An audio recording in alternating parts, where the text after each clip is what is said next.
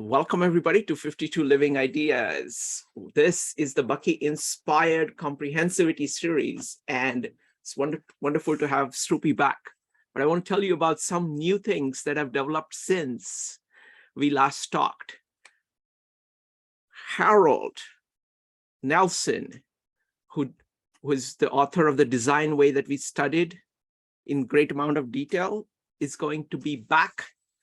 I'm going to do an interview with him on a new design school that he is in the process of launching. And that's going to be on Wednesday at 9 p.m. I've not announced it yet. It's coming shortly. My friend Rupali has reached out to a Montessorian, a longtime Montessorian, who has done a lot of work on Bucky and Montessori. So on March 12th, Ed will be joining Rupali to talk about how we can take all these ideas into education.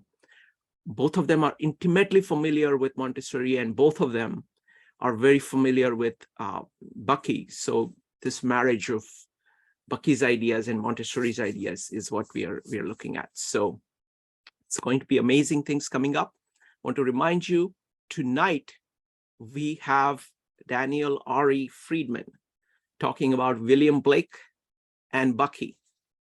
William Blake's famous fourfold vision and Bucky's tetrahedron have a lot of synergy between them. So really looking forward to that. All right, so with that quick intro about everything else that is coming up, and know that there are already about 15 meetups planned in the Bucky series. So if you go to 52 Living Ideas, you can find them all there. But I'm delighted to have Struppi back, and we will be talking about spherical thinking. So over to you, Struppi, all yours. Thank you. And hi Shrikant, and hi everyone. Let me do one thing, yes. Let me just tell people who are not of course not been here before. Folks, the format is very, very simple. Struppi is going to put different ideas on the table. He will take whatever time, 15, 20, 25 minutes, whatever he needs in order to put one unit on the table. And then he will open it up for comments. And I'm going to invite everybody to comment on it. You can also ask questions. We'll take our time, own sweet time, and then go ahead. And then Struppi will put the next unit on the table, and we'll go as long as it's necessary. All right. So look forward to that. Go ahead, Struppi. Yeah, thank you. I think, yeah, there's so many thoughts, so many thoughts that are tantalizingly close to be drawn at, to be brought up before us today.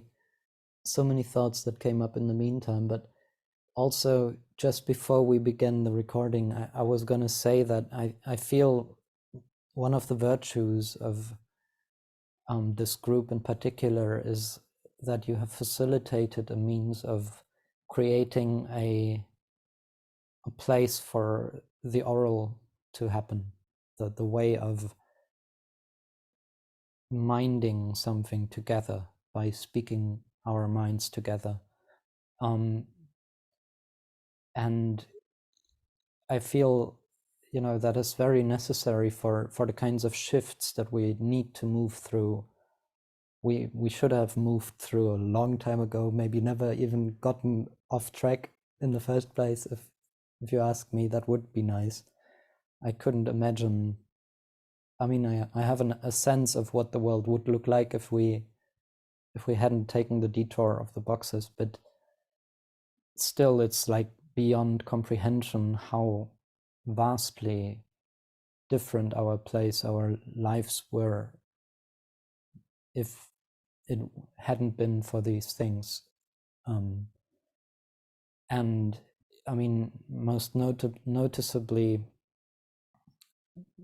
to my mind, we wouldn't live in a world that would have been shaken and broken and hurt by centuries, if not millennia, of war and destruction and this almost insane notion of owning and controlling a world that belongs to one another and does not ask to be controlled, but let be the way that it goes on its own. And yeah, I've been looking into possible reasons for why we have been sort of trapped in this mental box, and it's very difficult to pinpoint, or at least from my point of view, because I'm not well studied in the ancient Greek teachings, but I've just the other day begun listening to the Timaeus by Plato, because I heard that he spoke to the so-called Platonic solids in there. So I wanted to hear what he had to say. And the first thing that struck me was that the beginning of the whole thing is 1, 2, 3. Where's the 4? Well, he's gotten ill. He would never have been absent from this meeting otherwise. And I'm hearing that, and I'm feeling like, okay, here's the 4 eyes being almost invoked, but then not quite, because for whatever reasons they never wanted us to see the whole picture, so to speak, to grasp it rather. And the other thing that really struck me profoundly was the fact that when the so-called Platonic solids were then later invoked in that story, they did so by drawing them up from triangles. So astonishingly, while today the so-called Platonic solids are only just this abstract notion where we have these whimsical wireframes of nothingness, in that, perhaps, I don't know if it is the only time he spoke of them, but in that moment when Plato spoke to these, he actually minded them being triangled or triangulated, and in that case they can have shape, even if it's not a solid thing. So yesterday I actually went on and thought I'd make a proper Platonic cube. And this is now a membrane here where all the inside of it is not minded because it's just superficial. But you can see how, it's not just the corners or the edges of the cube that are usually thought of when we speak of it, but actually there's a lot more going on in there. And while, as I said, this isn't static, this is actually alive and a tensegrity, to create it, I had to cut so many of these straws to make them fit the length of this. So just from making this, I had leftovers enough to make this one, which says a lot about the additional effort and input in terms of energy and time and all of that it takes to go all the extra way to make the box, when the other thing would have integrity to begin with and would not, there's no need for the leftovers in a way. But at the same time, and that's where I kind of want to get to today, there's like 2 main branches that I would like to tap into. And one of them is essentially minding the gaps, because that is what we do when we do spherical thinking. Because really everything about these structures of space-time is about gaps, and the minding of the fact that everyone is somebody else's gap and we are all complementing one another to become and to be whole. And that is something we're alienated from, because the framework that we've inherited does not allow for the gaps. It actually, on one hand, it ignores them, and on the other, it defines them away. And that brings me to the second main branch that I really want to go into, which is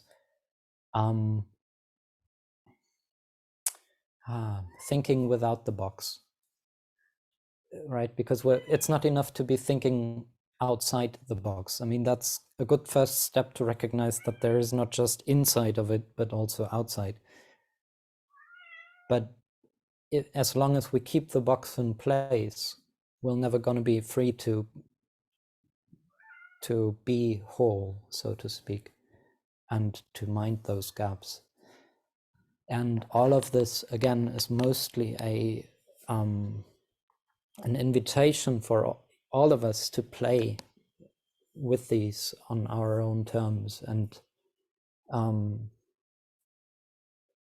find out all those missing links and those things that were obscured by this framing that we've been talking about, and maybe those other things that show up now that we can look at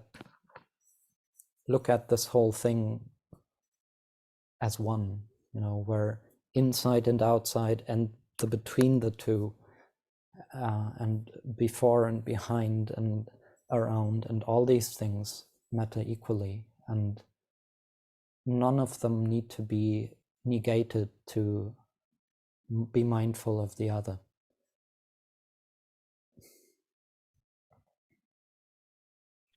Wonderful, wonderful. I'm beginning to look at Bucky, and the biggest thing that really stands out here is that the way we proceed is to just arbitrarily assume coordinates, and then we are trying to fit everything into the coordinates. So it's like just out of nothing, in an arbitrary way. Yeah. Draw the lines first at 90 degrees to each other, and then try to fit everything in it. And if it doesn't fit, you cut it so that Yes. it does somehow cram it into that. Bucky's Yes. approach is to start with real things and see the lines as connecting real things and use that as a base for geometry. So it's a profound, it's a Copernican revolution. It's, putting reality first instead of abstraction first, and then drawing abstractions from reality as they naturally occur. Wonderful. Thank you. Go ahead. Yeah. I mean, I would even go so far. I mean, many people speak of Bucky's thoughts as being abstractions still, but I don't think so, because he makes a very clear distinction between these abstractions that are founded in imagination, that are the axioms and the foundation, the solid ground of the static mind, and on the other hand give rise to the continuous search for the building blocks of reality and for the all these things. But and the laws of nature in a universe where there is no laws, So Bucky is speaking to generalizable or generalized principles. So he realizes that if we're observing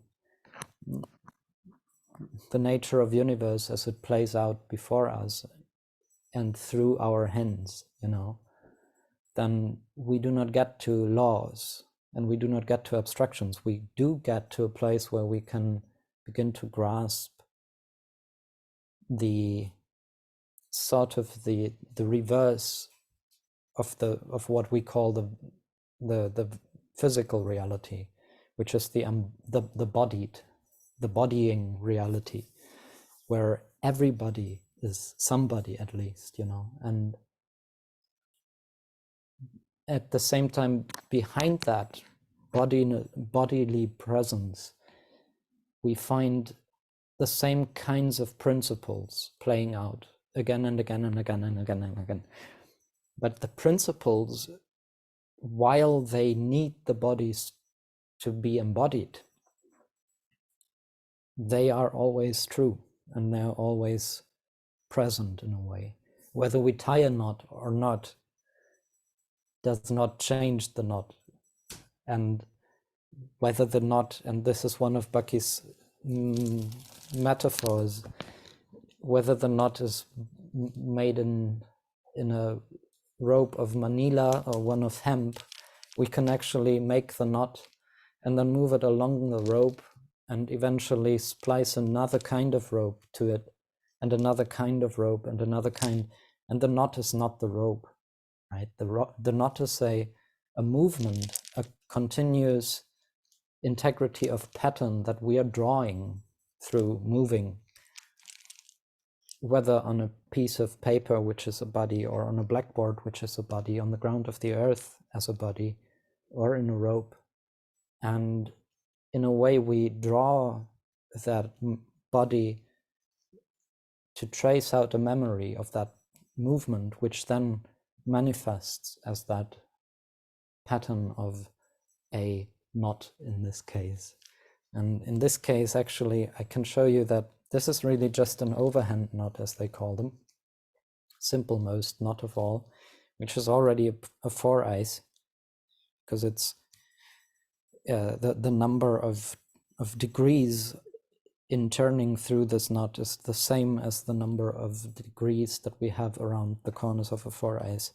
And now if I make this snake bite its tail, it's a bit of an Ouroboros, it kind of shows perhaps a little more clearly that the nature of this very knot is also a triangle, a woven one, albeit. And you know, that's really where, when we do look at the gaps, when we tune into the gaps, we do find that kind of weaving all over. And it's a way of getting by, doing what needs to be done, so that nobody needs to get out of the way, you know, because we're always, by walking this way, we're always leaving the way wide open for everyone else to pass by.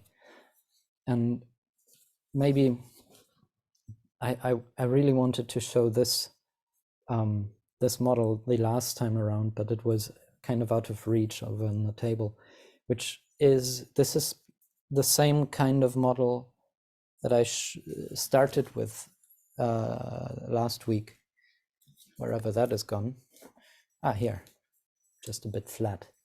So this is, I tightened it again.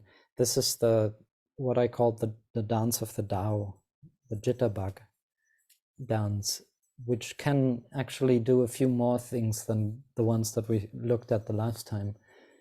But I made a second one of these, and I wanted to figure out, or I just felt drawn to put in sticks through the opposite vertices. And I did do that one by one until I got to this place where I basically made it into the vector equilibrium again, although this isn't really an equilibrium, because it is definitely biased to one direction right now. It can't move through the balance point into the other direction. Why? Well, because those sticks in there that I put through that center, they all pass by one another, and they do so turbiningly, like a turban, Bucky would say. I think the Cree people of Turtle Island call this the nesting, but it's that movement passing by like this. And what this particular model taught me by putting in those sticks and then realizing that the knot in the center of the structure, the thing that they all do together, if I just let them right there, this very knot is a 4-ice.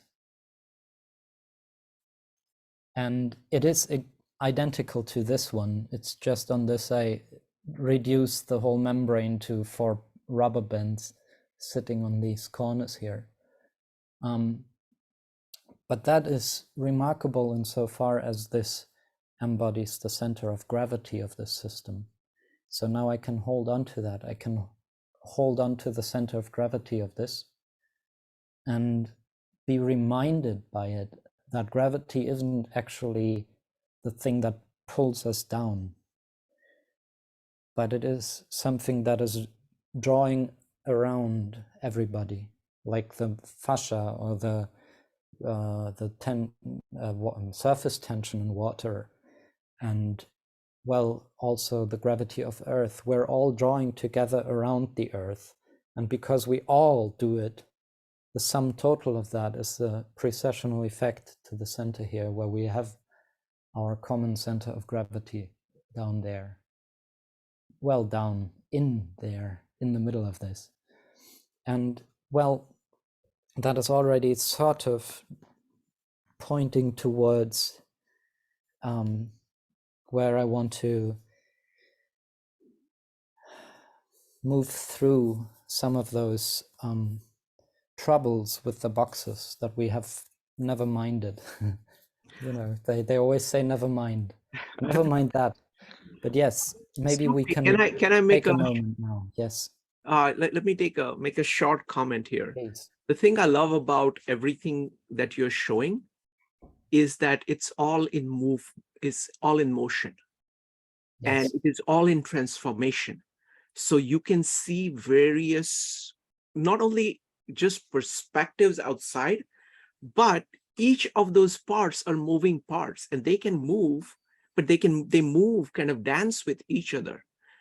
And that is the nature of reality. Like, once, if you think of reality in terms of these Platonic lines, which are fixed, then you're actually demanding of reality that, oh, you have to be fixed like this. Yes, hold still.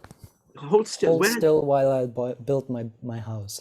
Yes, exactly. So life is moving by its nature. And in order to study it, you dissect it so it dies. And then it stays there, because now it stays there in one place. So you can study it. But in the process, you have actually lost what you're trying to study.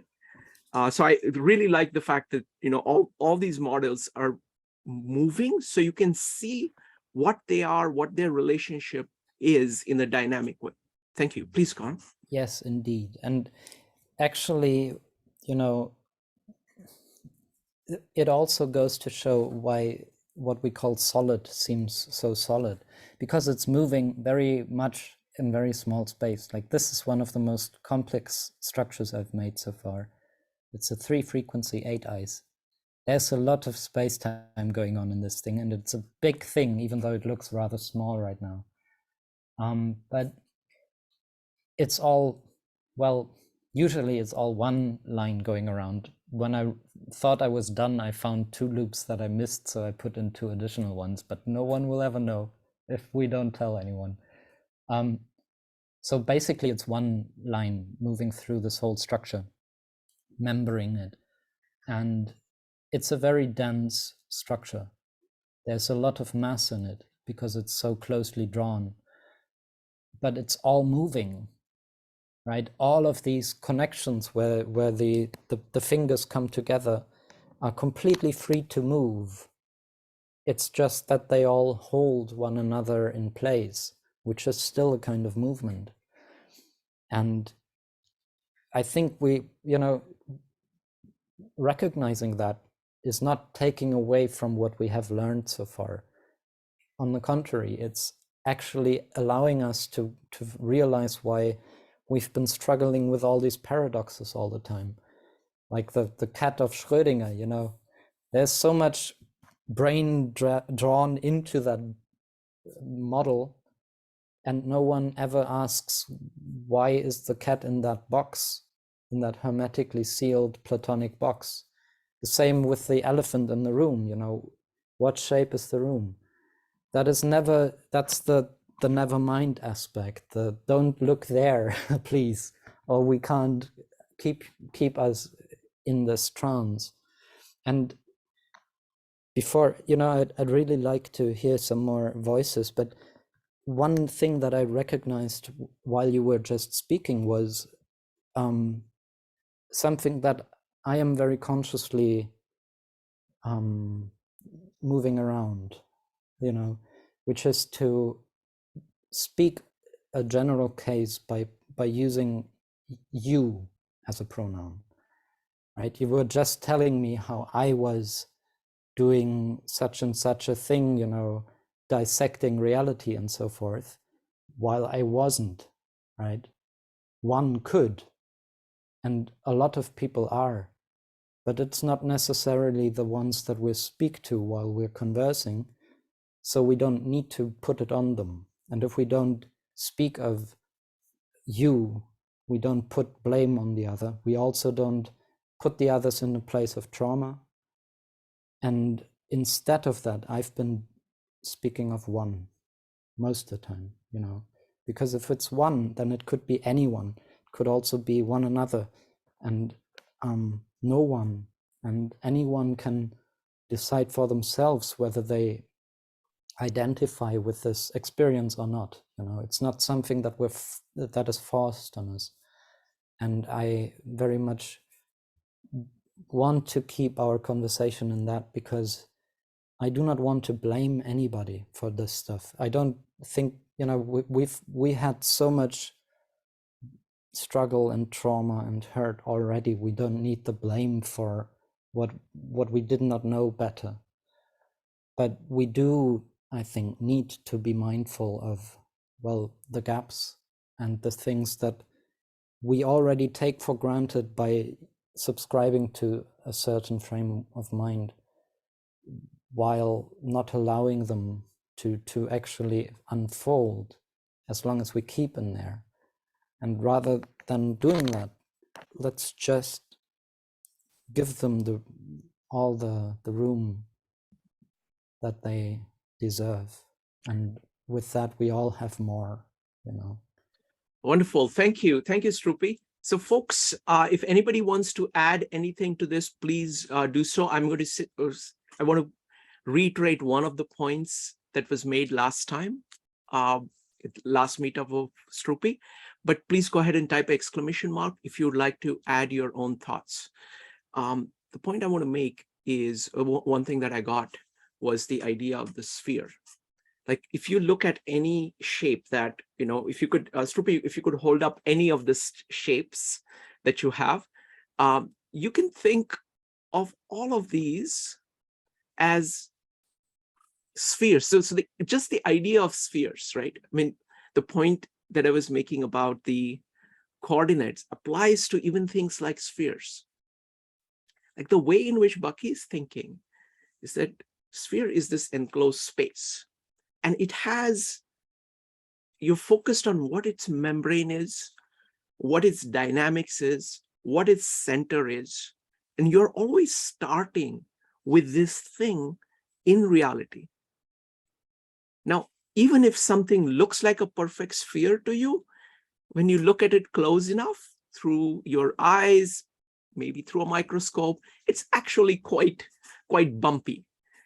And what this does is that it says that pay attention to what is and look at its. So when you use concepts like what is the center of this thing, what is the envelope, what is the inside and what is the outside, and what is the membrane that separates them, what is, so that allows you to actually keep your attention focused on the thing, on reality, and not on an imagined shape. So I would love to hear, what anybody else has to say about this. So we'll start. Give me just a second here. Hold on. Yes. So first Richard, followed by Evanique, and then anybody else wants to speak, go ahead and type exclamation mark or raise your hand in Zoom. Richard. Well, thank you, Struppi, and hello to everybody. I just two thoughts that have come to my mind as Struppi has been talking and demonstrating. One is thinking out of the box. And if I was to try and do something different than that, I was wondering if thinking through the eyes might be the parallel or the replacement. Secondly, I went back to Fuller's idea that unity is not oneness. Unity is plural, minimum two. And it made me think, well, what if I said oneness is not one, oneness is plural, minimum two, to capture what you've just been saying about one could be one, it could be one and another, it could be no one. We all have to decide about how our oneness relates to the other, so to speak, without dividing it in such a way that the other becomes the thing or the element to blame, because that seems to be what is so often the case, is that when we think of other, we think of someone to hold accountable, to be responsible, to blame, etc. So I just share that with you and others in terms of what it generated in me out of these last few minutes of discussion, of dialogue, actually. Thank you, Richard. Next up is Evanique. So I have a couple of thoughts. First, what Becky put in the chat, I thought was brilliant. And she said, reality first. This is something I am trying to retrain my mind. I'm so used to abstractions that I backwardly question reality when it does not fit my expected result from my conceptually developed understanding. And what I think of is I do that when reality doesn't fit my expectations. I get upset, I get angry, I get like, why isn't it this way? Instead of just being like, it is this way. It is what my eyes see, and seeing reality through my eyes and knowing that this is what it is and dealing with that rather than saying, I have an expectation that I want it to be like this. And so that reality doesn't exist. Like, I'm ignoring reality and doing that. So I thought that was brilliant. I think when Struppi said, when we talk about the elephant in the room and we say, and he asked the question, like, how big is the room? And I thought I've never thought of it that way. Because when you say the elephant in a room, it kind of means that you're not looking at reality, or everybody's ignoring reality. And maybe that's not it. It could be an elephant in the room, but if the elephant, if you think about it, is Earth, if I'm in America and the elephant is in Africa, I don't see the elephant in the room because I don't have that vision. So that's something just to think about. And finally, when Richard was talking, I was thinking about unity and oneness. And I was thinking unity could be both. It could be oneness, and then it could be, because unity is combining all of these different elements, like us. Let's say it's people. Everybody has a different talent, a different path to bring to the table. If you're following your path and you're doing good with it, then it could be unity, but you're also still keeping your oneness and your uniqueness, which if you didn't keep that, would it really be unity? Would you really be invested in it? It's just some thoughts. So I just had thoughts. Thank you, Evanique. Next up is Maritza. Hello. I have to say that I find your presentations and your dialogues to be quite mesmerizing. And I love seeing some of the concepts that we've spoken about. Some of the things are very similar to conversations we've had, but you're presenting them with pictorial imaging. And I just love the visual presentation of, the fact that we have to consider multiple perspectives. I see in the manner in which you present the different spherical permutations that the four eyes can take on, you're showing in a way that words cannot convey that we're so limiting of ourselves, of those around us, of our environment, when we fail to ask ourselves or others, what else? What's the other perspective? Where's the other side? And, you know, that's kind of become a little bit my soapbox. I'm always telling people it's all about shifting perspectives. But the beauty with what you're showing us is you don't have to say that so much as it's just clearly visible. And there's just a beauty in that I really appreciate. And I look forward to hearing more ways for implementing. And, you know, I'm getting my own hands on straws, and I have to play because I just can't help it. Wonderful. Thank you. Thank you, Maritza. Back to you. Wait a minute. Allison, go ahead. Hi. I was just thinking about, I missed the other ones that you did, but I watched some of the videos. But what I think is interesting, like what Maritza was saying about the multiple perspectives, like when you look at a globe, the globe is showing all the perspectives. But when you look at most maps, whatever country made the map is putting itself front and center. And it really, sometimes people develop really altered views of how big other countries or continents are. Like most people don't realize how huge and massive Africa is, because they're always kind of looking at this map of America. And same thing with Asia, because Asia's split in half if you look at a map that's made in America. So that was one thing. And then the other one, I just loved what you said about gravity being like fascia, because I feel like we kind of, when we think of gravity being all about us and everything is pulled to us, to Earth, again, that shows our perspective that it's all about us. Whereas fascia is something that's like more free flowing through, you know, all the, you know, the muscles, the tendons, you know, everything. So I thought that was just a really great comparison. So anyway, thank you. Thank you, Allison. Richard, you are holding up something. Can you unmute and say something so the camera is focused on you so everybody can see it? Yes, so what I was holding up is a little puzzle box. It's a Dymaxion puzzle box. And the exciting thing about that is that it does what we've just been talking about. You can arrange the 20 triangles in such a way that whatever you want to be the center of the universe, if you want North America to be the center, or Africa to be the center, or Europe to be the center, you can arrange 20 triangles so that shows up.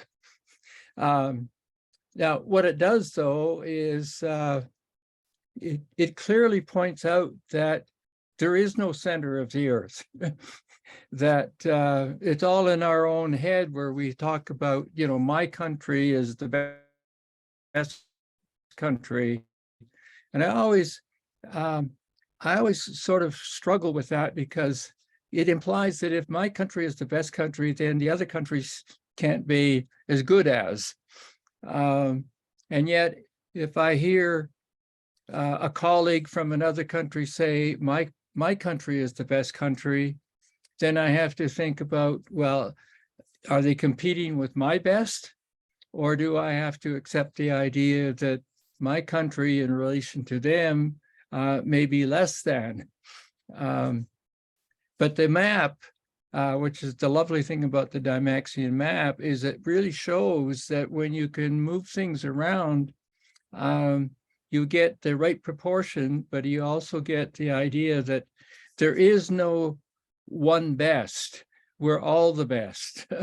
And we can see why we would have a preference for what we consider our best, but we shouldn't talk about it in the way in which Struppi was referring to, because that tends to want us to blame the other countries for being less than, or not good as, or don't belong with my best. Anyway, that's... Thank you. It's a beautiful little puzzle. Yes, thank you. Next up is Katie. Katie, go ahead. I I agree. Well, in the sense of our experiences orient towards our own self. We kind of view life. I think that was also Bucky's message, was we see life through our own experiences. And I agree on like kind of a little bit of the attitude of American exceptionalism a little bit, and then not looking beyond our borders. I do think though that gravity flows to the center of the earth. So there is kind of a tendency for things to be flowing that way. Thank you. Thank you, Katie. Back to you, Struppi. Well, yeah, thank you, all of you. That's the kind of resonance that, you know, helps to unfold the story so that we can all follow along and see through each other's eyes, look through them first, and then see one another through them. And, you know, the maps came up, and Richard, you've got the box with the puzzle. And this is actually one such Dymaxion map. This is based on a file that I found once on the web where someone used the blue marble satellite imaging data that NASA has provided and mapped it on a Dymaxion. It's a very big file. This could be printed way bigger than it is. And for the longest time, I had it actually flat on the wall. And it took me so long to actually go ahead and fold it up into the dozen 8 eyes. But I think it is remarkable because the maps that we're used to, particularly the infamous Mercator map, which, you know, even the Google Earth isn't too far away from. Like if you go to Google Maps and you scroll all the way out, you get this infinite band of Earth. And what's wild about that is to remember that the top edge and the bottom edge of those are a point both, you know. The infinite line on the top is the point called North Pole, and the infinite line on the ground on the bottom is called the South Pole. So it's really, you know, it's so awkward and cumbersome, but it's to most people it's normal, you know, it's normalized mostly because it's been defined in that frame of the normals being orthogonal, that orthodoxy. But it's really strange when if we were more familiar with spheres, we would be very appalled by this tendency of people to cut the earth into squares, and not just cut it metaphorically speaking, but I mean, these maps matter. When Europe and the other colonial powers divided up Africa in the Berlin Conference, they did so on a very, very big square map, and most of the lines reflect that, and they are absolutely uninterested in whatever geographics or, you know, people and habitats and watersheds were cut in two by that. Because to them, the symbolic is more important. The abstraction is what matters, because that is how to rule and conquer. And most, if not all wars, at least the more recent ones, have been fought over square units of land, be it miles or kilometers.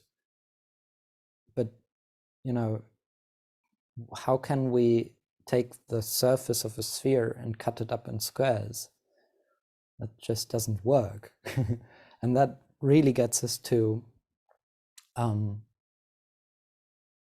where I want to go to today, which is to kind of recognize the room around the elephant a little more for what it is, and to just take up a few of those thoughts that came up. Richard's thoughts around you know, maybe the eyes are a way to not think with the boxes. Yes, I agree so. Because if we mind the eyes, if we are mindful of the gaps and the triangulation that it embraces, or that the triangles embrace the gaps, then mindful of that, it's not hard to create any shape, including those boxes and cubes, if need be. But without them, we don't have shape. We don't have stability or anything to be recognized. And it's much more reasonable, I think, to allow our minds to frame its experience in such a way that is in integrity with the whole, then we don't end up fighting over squares, because who would come and divide their real estate into a square? I mean, maybe the most poignant pointable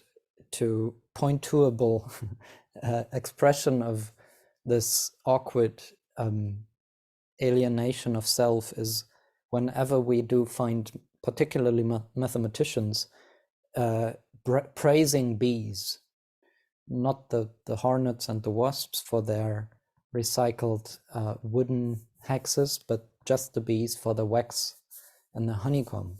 And they go the extra mile of explaining why it is so incredible that these animals are so intelligent that they use this shape.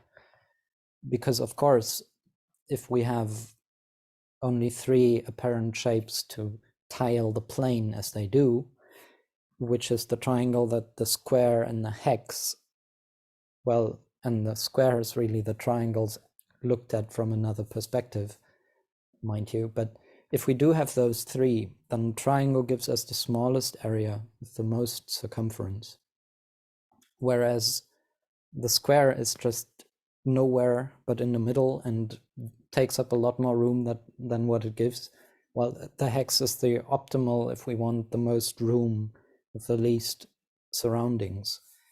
And that is simply so, that is even true, even though the mathematics have defined the square as normal, so all the other relationships are obscured. But even then, it is true that the hex is the most optimized for taking or giving the most room by taking the least from the others. And then shouldn't that have us question why the people who own, apparently, the bees, put those into boxes to then live in boxes themselves, have all their little pieces of land with a box around it so that the house fits well and the bed fits well and everything fits into that framework.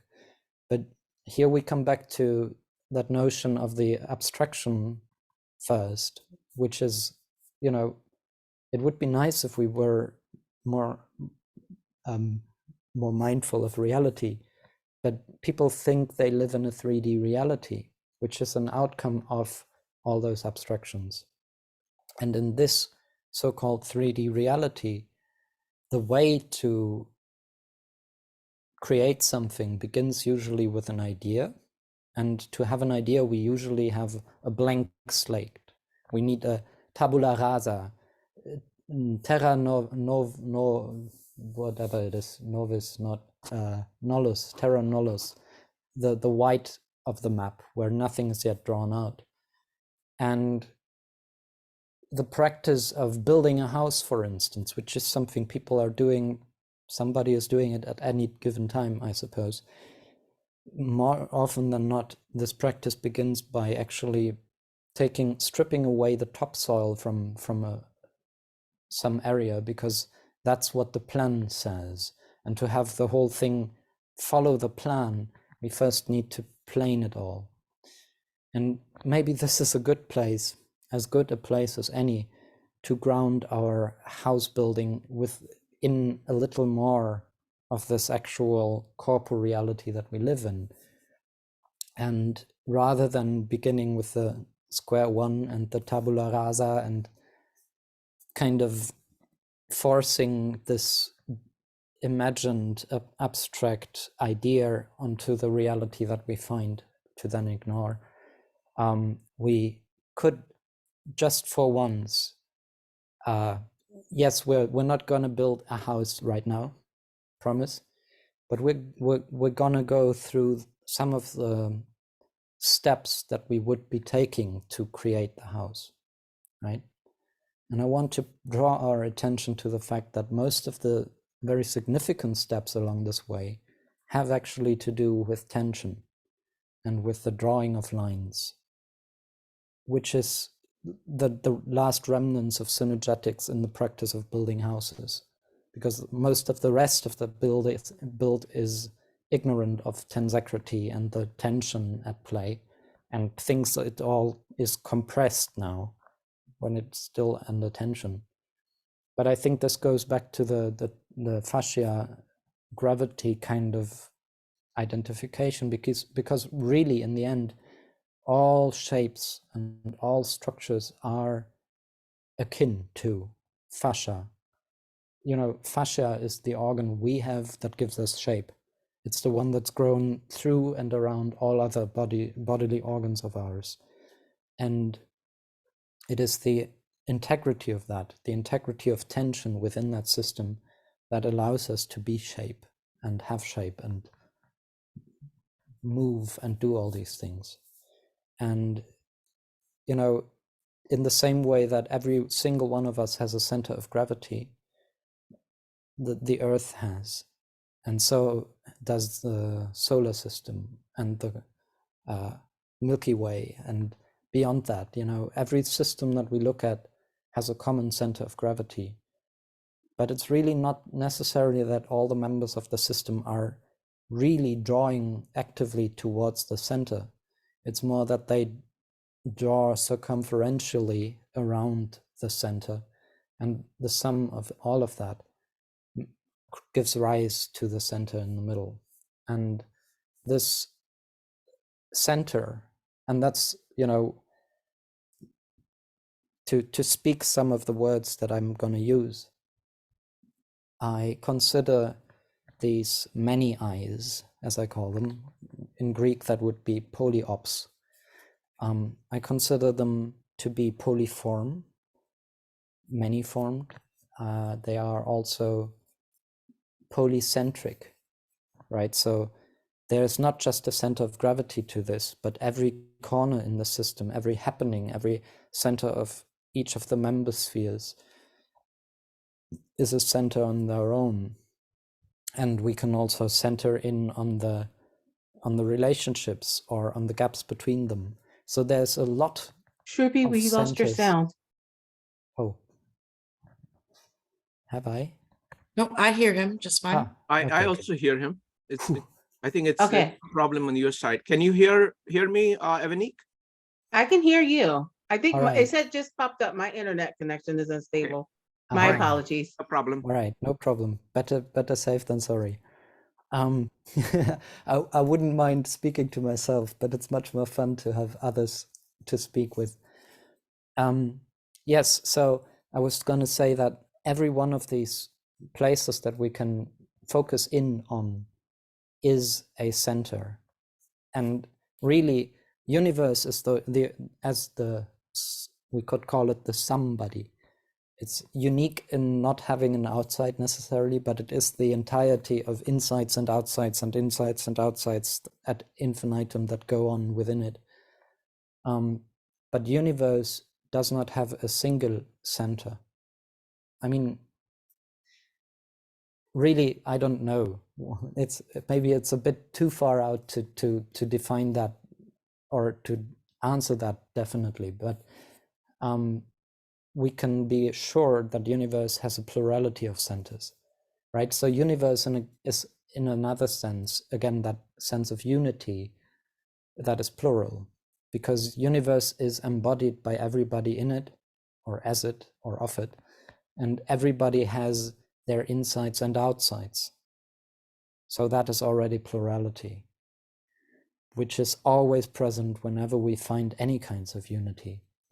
And with this, we can free our minds to not be exclusively focused on one center and have it rule supreme on top of all the others, and dominate the rest, which is really what is going on with all those maps and all those nations, and the supremacy of white over colors, and the supremacy of male over all other forms of life. And all of these are thought of and in that exclusive sense, where the lines are dividing and the membranes are separating, and the inside is more important than the outside. And none of that makes sense if we're thinking in terms of the whole, because why would we? I mean, it's fine to center in on anyone in particular, being mindful that all the other centers are there still, and to really begin to grasp or understand anyone, including ourselves, it is only possible by opening up our point of view to the perspectives of everyone else, all others. And one of the thoughts that came to me in the interim between our conversations, actually in German, I was speaking with a friend, and there's a whole another big branch to the story which goes into where is time within space-time, because that's a very good thing to keep in mind as well. But in the process of kind of walking through that thought and that storyline, I became aware that one and other, that's like the first kind of unity, the one and the other, because those two make a pair, which is another kind of wholeness. But they also give rise to a unit between them, which is one another, right? And with that, we already have a triangle. We have one, we have other, and we have one another, which is in their own right someone. And then we also always find somebody for the fourth point of view, if only we keep them in mind. And yeah, with that, let's actually go and think through the process of building our house. Or is there any questions in the meantime? No, please go ahead, Struppi. All right. Cool. So let's decide we build a house. And within the established so-called conventional frame of mind, to do so, we would, well, first we need to own the land and, all that stuff. But once everything is ready and we have all the material on the site and all those eons of tree time cut into boxes to become beams for the boxes we build are readily at hand, the first thing we do usually is to draw a line, to have a straight line to build our wall along, right? So here's our first kind of line. And we would normally, we would consider that line as one of these horizontal lines in this box, right? Either one of them, any one of them. And we would consider them, we would want them to be level. I think we all agree on that, because if we don't have the thing level on a solid ground, it's all going to collapse. But what does that mean to have it level? Well, back in the old days, before we had water levels, we would use an A-frame, which is essentially like a compass, like this one, right? And with the compass, if I have that triangle in there, to have this be a set distance, we could have a weight dangling down from the top here on a string. This one is a bit big, but you get the point. if this was hanging off the top of this compass, like so, and we would let it come to rest, to stillness, then we would be able to draw a mark where the line passes by our little leg here on the A. And having that mark, we could now take the same compass with the same distance and remember the exact same 2 points that it's sitting on and turn it the other way around.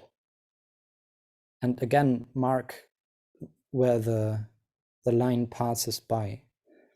And if we then find the means, or the mean between the 2 marks, the center between them, that's balance, that's the vertical, so to speak. But that also means that whenever our weight passes by that line, the 2 legs are level. So that would be a way to get to levels without a water. But today we don't do that. We do the water measure. So we have a box with a kind of a round thing in it where there is a little tube, and in the tube is some water or some oil or whatever, and in that is a bubble. And what shape is the bubble? Hold on. Isn't the bubble always, I mean, if it's squeezed into the tube, it's going to be a little bit of an oval bubble, right? Which is perfectly fine for a sphere squeezed in a tube. But really, the bubble is going to be a sphere. And it's both a bubble of water and a bubble of air in it.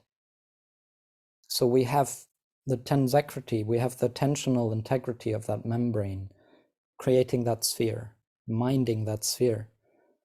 And actually thinking about it, drawing out a step, we realize that water is always mindful of that. You know, if it's a tiny little bit of water coming down as a drop, that's going to be a sphere under the circumstances of falling. And the moment it meets somewhere else, it's going to draw together ever closer to create ever bigger spheres. But even a puddle, as flat and plain as it seems, is still a member of the surface sphere of Earth, right? In other words, everything we make that is level is a member of that membrane of the Earth. But that means we cannot have it be simultaneously part of a plane that is going on to infinity. Can we? I don't think we can. So there's a first bit of a leap of faith that we need to take if we really want to make the box with a level ground. We kind of have to ignore the fact that the water and everything level about the ground is member of a big sphere, right? It's so big that it seems negligible. We're so small in comparison, but it's still true, right? And I think it's quite ironic that we are putting so much energy into breaking reality down in ever smaller parts, thinking we just will find the building block at some point, when really the fact is universe is fractal, right? The whole thing is a big fractal of spheres. So there's nothing in the smallest bit that we can find there and only there that we couldn't find in the scales that we're accustomed to, grown into, or indeed the bigger scales, right? So rather than cutting up microcosmic every more, we could be real, we could keep it real and mind the fact that actually we can learn everything we need to know about the whole within this mesocosm, this realm of our bodies where we move about as humanimals among our kin of all kinds of flavors of life. Because it's the same principles at play, be them in the atomic scale or the interstellar scale. And they're also just as true in our everyday scale. All right, so now that we've sort of come to realize that this plane that we try to, we really go to pain to plane the ground. There's a lot of concrete in the world put on the ground to make it as flat as possible, because otherwise the four-legged chairs and tables and cupboards and everything would be walking about. And we can't have that, can we? But that is only half of the relevant dimensions of our box, because to make that house, we need another kind of direction, because we want to draw the walls up, as we call it, and to have them all up above one another so that they can compress and pull down on one another nicely and neatly.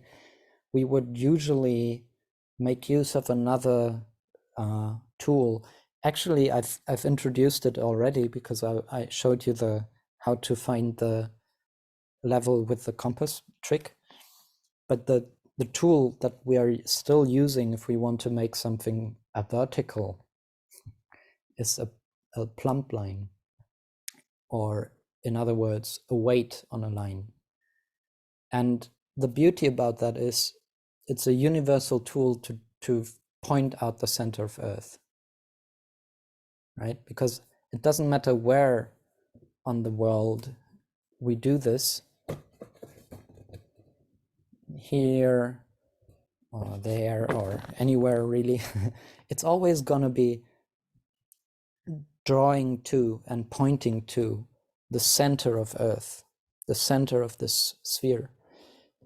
Because actually every vertical is a radius. I hope that registers. It should be a very clear statement, but it might be a little too far out there. So let me show you this sphere here. And we do have our level, our circumference that goes around as the membrane, but we also have these radii here. And if it was the Earth and I was standing here in the very top of the Earth, above all the rest, and I had my plumb line drawing straight down into the Earth, it would look like this stick. And then I would move around the Earth to go here and build a house there, and it would still be pointing at the same point. And everywhere around, I could go anywhere, and my tool would still point to the center. So that is telling us that every vertical is a radius of the sphere. But there is a big discrepancy then with the framework that we've been brought up in, because it is a necessity for the cube to become real that the sides of it are parallel, and they need to be extending on these infinite lines and infinite planes that are straight and parallel. So how could we have a cube with parallel sides that are at the same time the radii of a sphere? That can't be both true. But we can indeed find that usually it doesn't matter so much, because our boxes are relatively small given the big Earth. But Bucky pointed out, for instance, that the Twin Towers, rest in peace, those two super large or high towers, actually they were both built vertically, right? They were parallel boxes all the way up. But that also meant that at the top they were an inch or so further apart than on the bottom. And this is more clear even if we go to build bridges, because we have the pylons of the bridges, and the further apart they go, the more divergent their vertical particles go, right? And if we really want to be scientifically accurate in our descriptions of reality, if we really want to be that, we can't keep with a framework that does not register the realities at play, but defines them away. And it's funny, you know, I've had this conversation a couple of times with mathematicians, and they're like, yeah, but it doesn't matter, you know, we can approximate, and the boxes we build aren't that big and whatever. But then the question is, how big is too big? You know, where does it begin to matter? And shouldn't it be a matter of principle? Shouldn't it be something where we have a frame of mind that allows us to create structures in accordance with and integrity with universe, without having to abstract away from that and to have these constructs that we then set up everywhere? And I think it matters dearly. And it's actually, you know, this might come over as a critique that is very heavy weighted, and it to a degree it is, because this stuff, I wish it was without consequence. I wish it was. But if I look at the world, at the fact that we're in the midst of the 6th mass extinction, and the fact that the world is, you know, desertifying everywhere, which it has been a side effect of civilization since its inception. The fact that we've never had inequalities of the like that we see now. I mean, we always had them since this model was presented, but never to this degree of totality. You know, and I think in any of these many cases that we find a crisis on the world, it turns out it's like there has been a cycle, there has been a sphere that was there, which has then been indeed divided and separated out, so that this cycle of life was straightened into that infinite line going nowhere.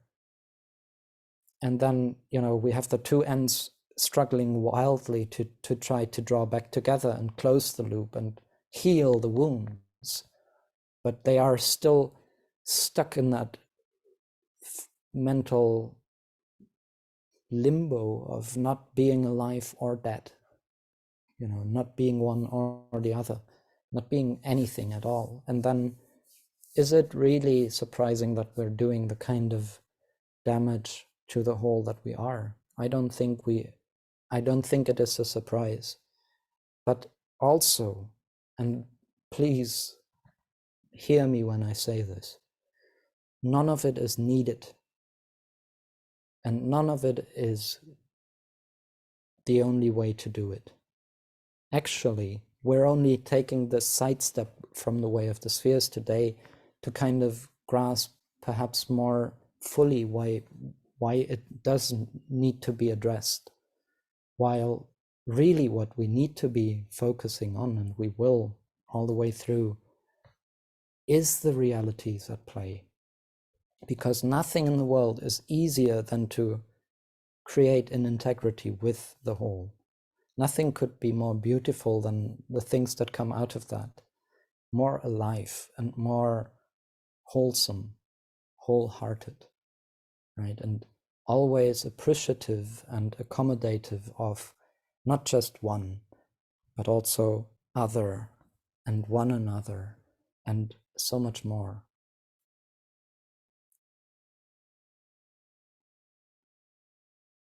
Wonderful. Thank you. Thank you, Struppi. Would you like people to comment at this point? Or do you want to, what's yours? I'd love to. Okay.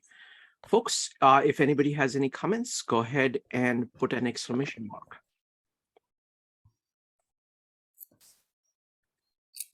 We'll start with, give me just a second.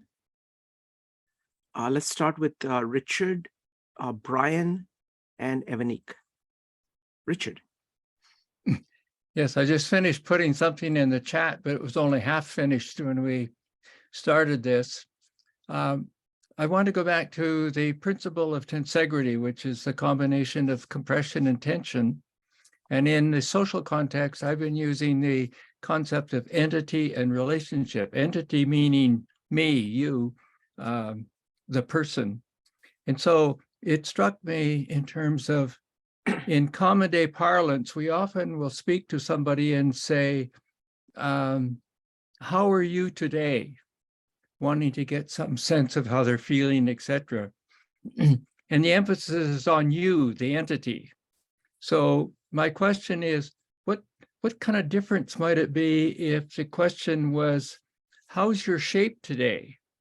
With the emphasis on the tension or the relationship part, or the fascia or the membrane part. And would it generate different kinds of answers from putting the emphasis on how's the you, the entity, versus how's the shape that you're in vis-a-vis other things in your life, whether it's spiritual, physical, metaphysical, etc. So I put that out as a comment or a question for us to think about.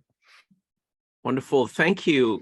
Thank you, Richard. Richard will be presenting on this idea of social tensegrity in March. So really looking forward to that. Next up is going to be Penny, followed by Ebony. Penny. Okay. I just had a question as you were talking, you know, about like building the house and actually like the square is based on a flat earth. I mean, did the Greeks, did they basically think the world was flat? And so when they came up with their system of geometry, it made kind of sense to them, because if the world is flat, you know, maybe a box makes more sense than if you realize the world is a sphere. Well, maybe just to answer to that directly, I think it's very hard to say what the Greek thought, and because it's two things: what they thought and felt and knew, and then what they wrote down. And Plato, I think I read somewhere he himself stated that they couldn't write it all down, or they wouldn't write it all down. But I've only been listening to the Timaeus the other day, and in the cosmogenesis, if that is the word, the way that they think of the genesis of the cosmos, they are very clear that the whole thing is a sphere, and it's alive, mind you. It's clear they say so. So I'm not as certain as I used to be that really Plato is to blame for the kind of abstractions that took hold of the mind. I mean, on one hand, I think there is evidence in the scriptures and stuff that this kind of frame of mind is actually older than Plato. They learned that from the people of Kemet, what is called Egypt, and maybe Babylon. I mean, there's a lot of Babylonian baggage in our mathematics of every day. And the Rastas read the Bible and they went, you know, system of Babylon, mental slavery, that whole thing, versus roots culture. That's a very clear metaphorical grasp of what has happened on a geometrical level. Yes, so I know that there have been Greek at the time who were aware of the Earth being a sphere, and some of them actually calculated the thing and were very close to the exact numbers. So I think they were perhaps more aware than their descendants. But what I think is more interesting is the fact that today we have this huge, it seems, discussion in the world between people that believe in science and people who believe in flat Earth. But both of them believe in 3D.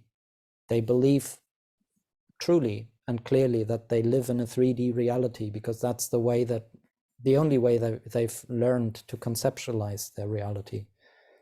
But given the things I've just brought to our attention and pointed out and spoke to, I think it is safe to say that both of these memberships, Team Science and Team Flat Earth, by believing in the common sense of the 3D convention, define away the spherical nature of Earth when it matters.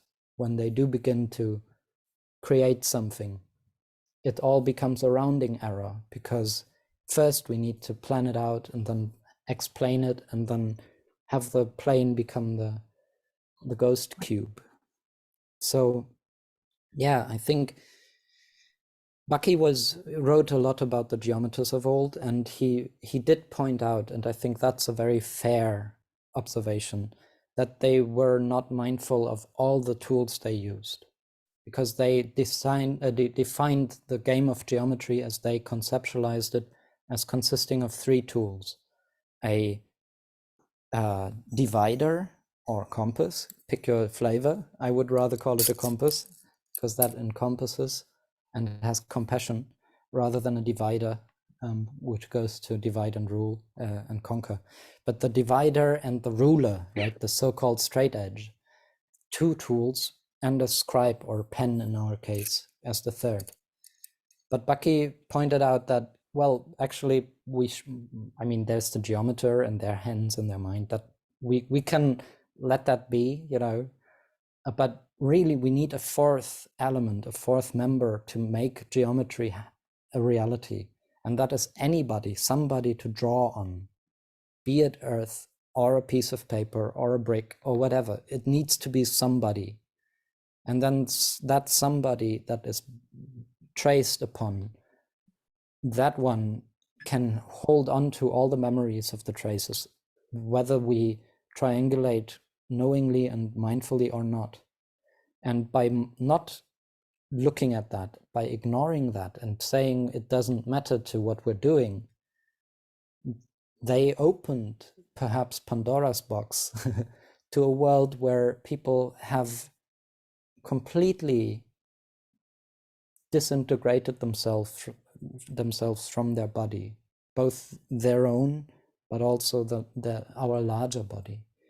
And I think it's as good a time as any for us to find our way back to that wholeness. Thank you, Struppi. Next up is going to be Evanik. Struppi, thank you so much for this. One of the things I was thinking of is earlier when you were talking about the bubble and you blow it through a tube and it comes out kind of like a rectangular shape. And I was thinking of when you're blowing bubbles as kids through that little circle tube, and it does. And I was thinking of the concept of play. And we talked about it before. And I think as adults, we have become afraid of playing. Like everything we take is so serious. And I think the discovery that you have while you're playing is just amazing. And I was thinking of, when you have your spheres and you have your different shapes, and you're playing with those and you're discovering so many different things through play. And I know how much you said you love to play. So I think this talk has inspired me to play a little more, just to play and discover and to play with life and discover different things by playing and seeing where it goes and not taking it too seriously. And then I think of when you were talking about towards the end,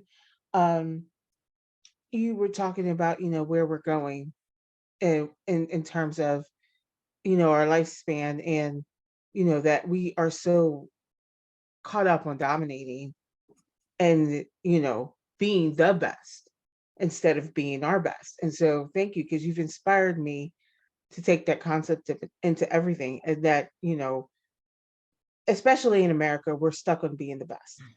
I think being my best and, having everybody else be their best, we can all be the best we can be. So thank you for that. Thanks, Evanik. Back to you, Struppi. Yeah, I'm just going to read quickly what Stephen put in the chat. I believe it was Plato speaking of the position of Socrates regarding writing, that Socrates was against writing over speaking because people would depend on the technology of writing and forget everything. Yeah, yeah, that there's some truth in that. And you know, it's not to say that writing is bad. It's just writing is writing without minding the bodies that we write upon as our other leads to a world where we forget ourselves and then we lose everything. And as Evanique was just speaking of the play, you know, wordplay is one of my favorite things to do. And everything I play by heart. And one of the things I've come to say is, rather than, you know, in this serious business world of grown-ups in their boxes, something that often is lacking is sincerity. And I think what seriousness is made out to be is for the lack of sincerity. You know, what we want that one thing to be is really actually the other thing that we want to have. And sincerely, I would invite everyone to, rather than to pay attention, right, to play at tension and drop, you know, get that little L back in the word pay, because, you know, there is a lot of missing links in the world. And that's another wordplay, because I've been calling the angle that we have in the eye, you know, if it's just a regular all equal kind of triangle, then all the angles in that is 60 degree or 5 dozen. And we call the 90 degree right angle, so why not call the 60 degree left angle? Right? And then we have this whole world of left, the stuff that has been left out, the leftovers that happen every single time we make a box. Here, this whole thing is leftovers from that. Here, this one, which doesn't hold on its own in that way, is actually, this is the one that I've grown so big that I can put my regular straw 4 eyes in there, you know, the ones that where I don't have to cut the straws. That size 4 eyes just holds this one very neatly. But to make this yellow box shape, I had to cut all dozen straws, right? And if I was to build a house, I had to cut the trees that I had to make them fit, so that my root, my square root in the middle would be allowed to hold the thing. But then I had a whole dozen straws left over from that box, you know, and I've made them into a little 8 eyes, which, you know, can be all these things unfold and have integrity, which the big thing could have had as well.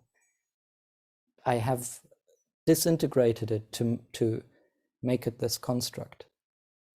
And note how in here, well, now we're getting slowly to the part with the minding of the gaps, because in here in the 4 eyes, you see that 8 eyes,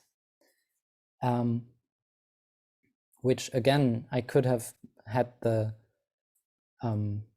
yellow stuff be an 8 eyes in the first place, and it would actually have had more volume than it has as this cube, which is another thing to keep in mind. Every time we do put in the extra effort and the extra material and energy and time and everything to make the boxes a reality, we're also getting out less in the end compared to what it would have been if we didn't put in the effort and all that stuff, right? It's a bit mind-boggling, but it's true. And it's true every single time, every day, every moment that we choose to go with the normalcy. Because this normalcy, you know, is the definition of saying this is one, the yellow bit is one. So that area here, which is clearly an area and a surface now, that is 1 by 1, so it's a square area. And then we take it to the third dimension and have it be 1 by 1 by 1, and it's a cube volume, a cubic volume, right? And in any measure, we don't really need to go into units for this stuff to reason about. But the matter, the fact of the matter is, if this is the normal orthogonal unit of everything being one, then it renders this line here, or that one here, the one that's actually holding the square in place. And maybe I do take this one out for a moment, because it is perhaps a little too confusing to have it in there. The thing I wanted to point out with that, it doesn't matter that much right now. But here. All right. That's the square root of 2. Yes, Becky.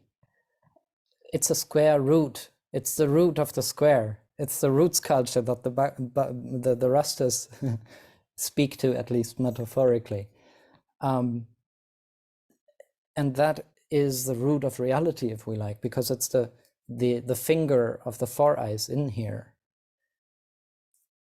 You know, so really, when we're shifting from the box mind to the spherical mind and to spherical thinking, one thing that happens is that we stop the stuff with normal.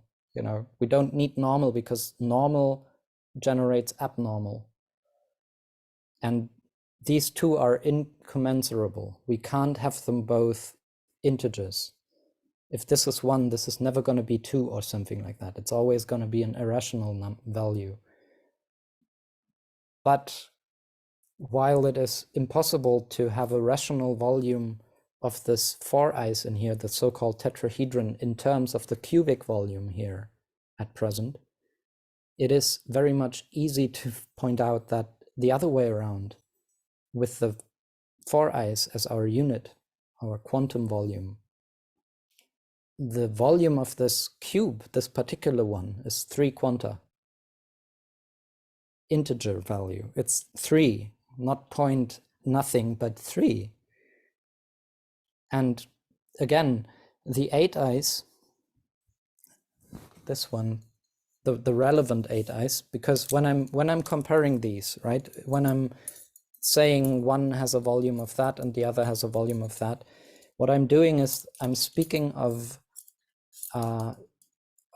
four eyes in relation to, or in the same scale as the other thing, right? So this particular 8 eyes that I'm putting together here has the exact same length of the fingers as the 4 eyes in the box.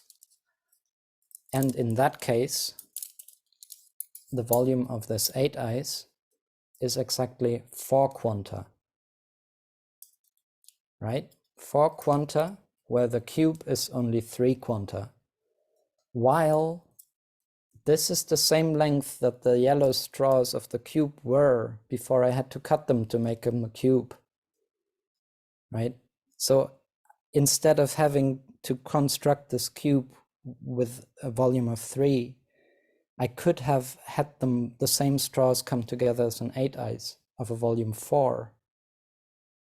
And this matters every time we build a house and anything. Every time we want to contain any level of reality, the volume to surface ratio matters in terms of heating and cooling and all these kinds of things. You know, climate change is a consequence of this.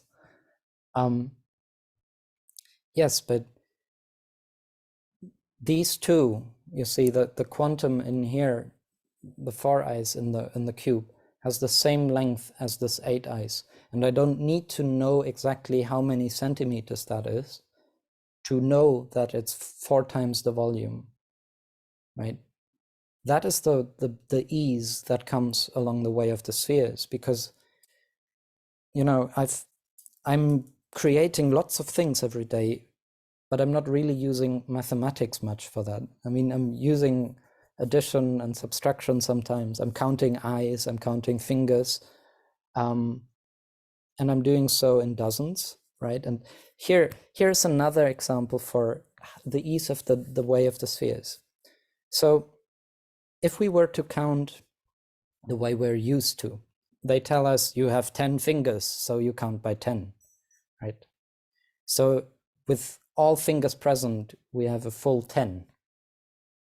Some have less than, some have more. There's a family in Brazil who have 6 fingers each on each end, so they have a dozen fingers.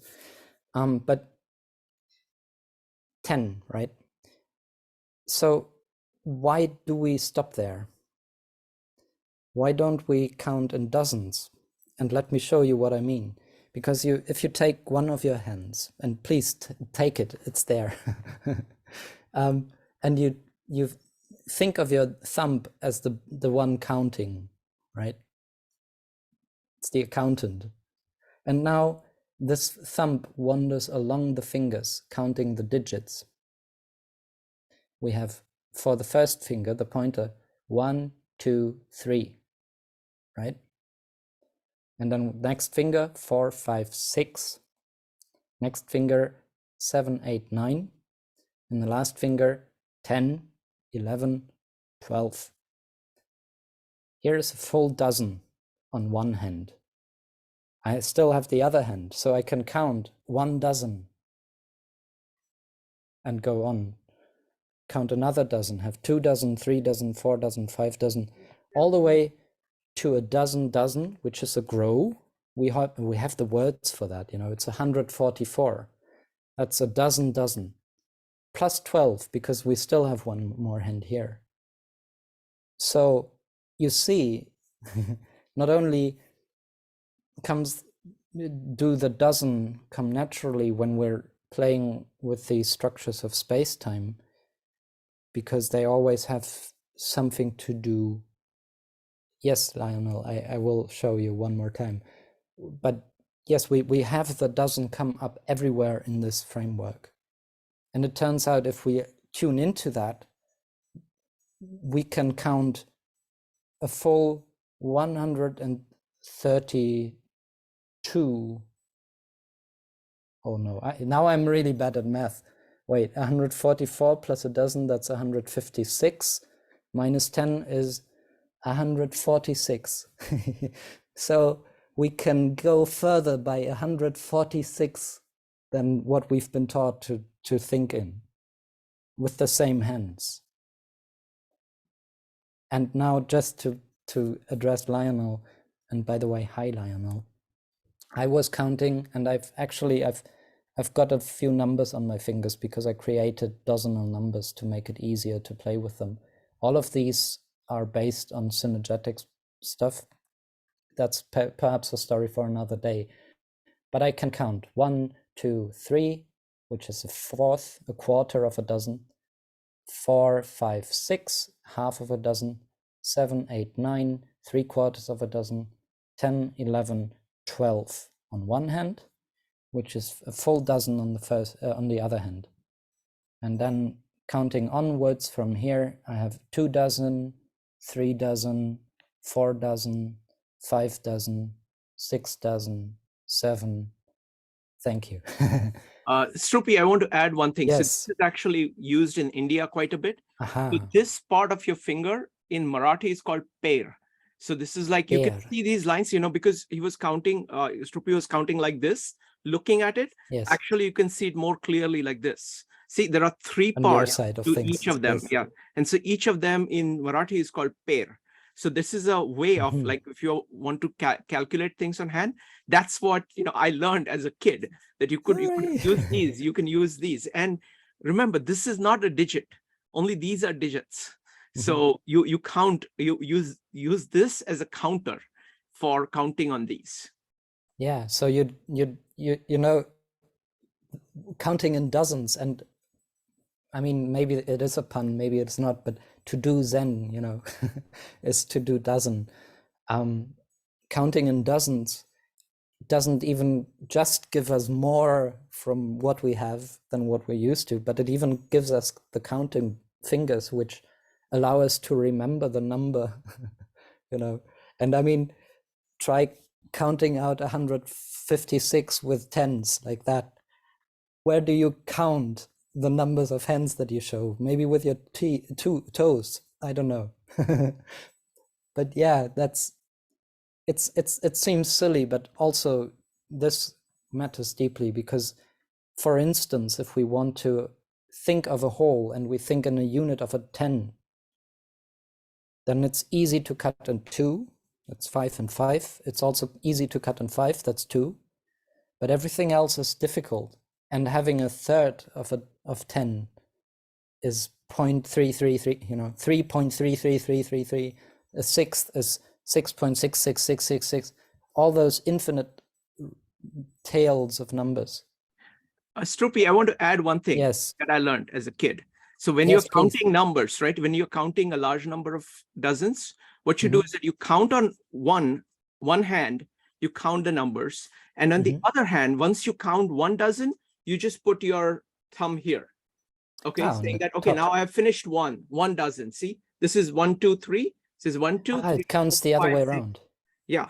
That's See, nice. 1, 2, 3, 4, 5, 6. So once you count a Mhm. dozen, you say, okay, I have counted this. You continue counting 1, 2, 3, 4, 5, 6. Now I've reached 2 dozen. You just hold it like this and you That's continue awesome. counting the next dozen over here, third dozen, fourth dozen, like that.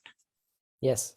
So That's awesome. anytime anybody stop, and once you're done with counting, you can say, how many do I have? I have 4 dozens and I have counted up to here. So every time you're holding it here, so you're saying, okay, I have counted 8 here and I have got 4 dozen. So 4 dozen and 8. So that's how you actually hold it so that you can tell how many you have at any point of time. Yes, you can hold on to them. Yes. And then you can exactly. let go, you know, Yes. and you don't have to hold it all in your mind, like, concentrate, what is the number? Yes. Yeah, because the body is an extension of the mind. I mean, it's really the vessel of the mind, so to speak. It's our way to mind universe because it's all one body and it's all one mind embodied in so many.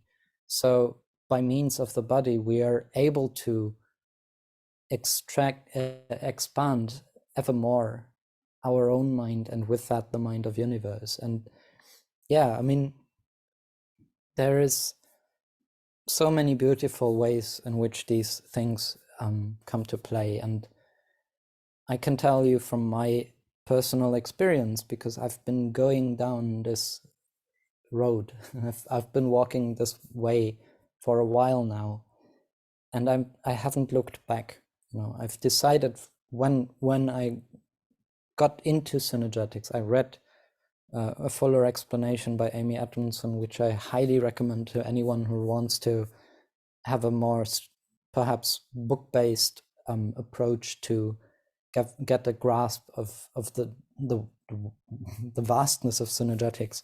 That's a good place. A fuller explanation. I read that and I read synergetics and I was like, if it is so, and everything, I mean, I see it is so. It's pointed out, it's very clear.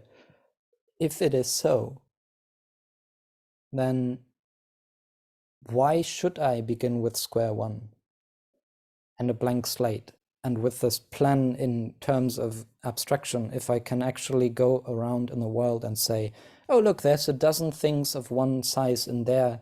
I can make that of it. I can grow it into that. I can grow it into that. Right? I can go around and look for what is present, what presents itself to address the needs that I have much more easily and gracefully, I think, compared to having to plan it out in before and then go to the hardware store and get the appropriate number of boxes. And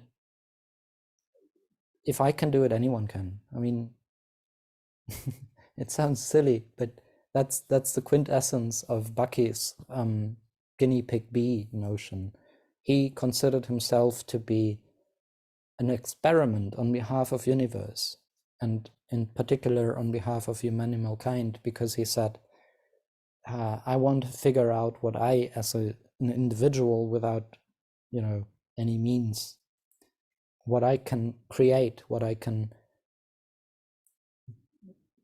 think up and give back to the world that an institution cannot. No corporation will do this stuff. No university will go out of its way and say, you know what, this whole thing with the academy, this whole Platonic stuff, we have to think over that. Maybe they will at some point. I really hope that this paradigm shift will happen sooner rather than later. But I don't think it's anything we can force, and we shouldn't. It's something that needs its time to take root and then spread and blossom. Wonderful. Thank you. Thank you, Struppi. Folks would love any comments anybody has.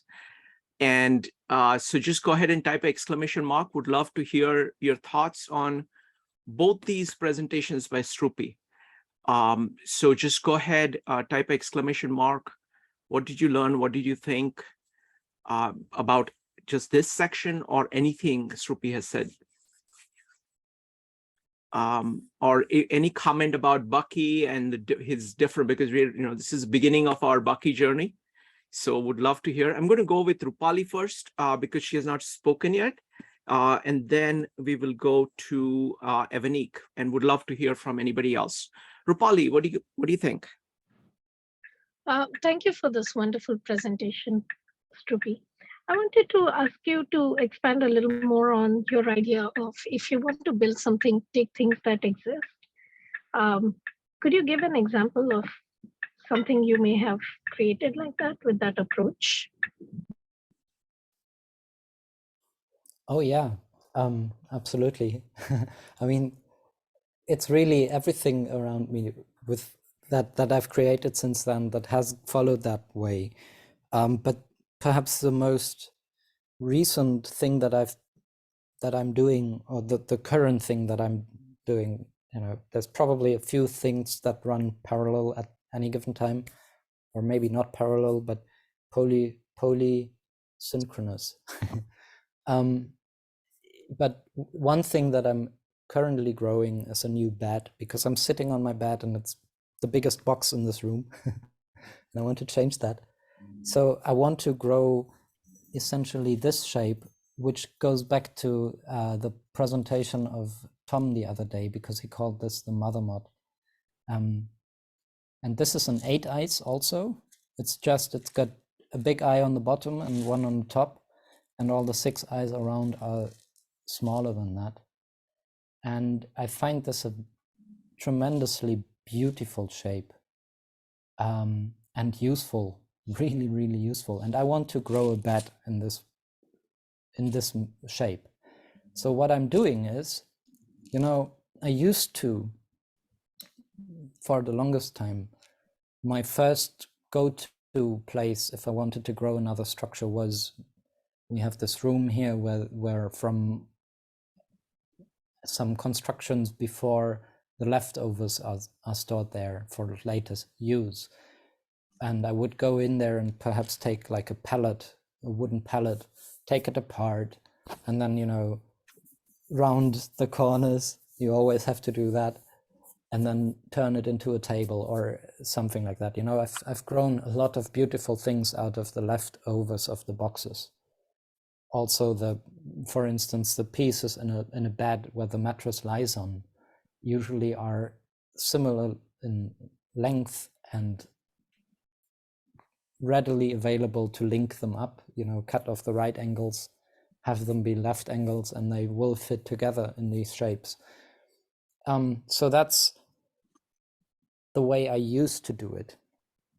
And I don't say that I'm not going to do it anymore that way, because, if the material is there, I don't think it will mind having a second life in an actual living structure after this in between, as that I'm not alive and not dead kind of Schrödinger's box.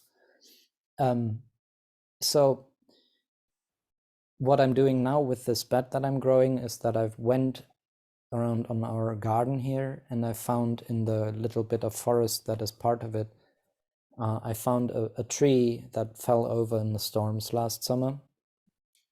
And I went and took a whole bunch of the branches off of it. You know, I have a nice Japanese saw that you draw rather than push. Again, Europeans like to push, even though it's so much easier to saw when you have a drawing one. So I cut off the branches. I put a rope on it, a line, get the line over my shoulder and go and just draw the branch after me, you know, pull it all the way to where I'm going to work with it. So far, you know, maybe I have not yet the full number. I'm not sure. I stopped counting, actually. A bunch of the branches I have were cut off by beavers. We have those. And I'm just collecting them and I'm drawing them. You know, I put the line on the thick end so that the branches don't entangle along the way.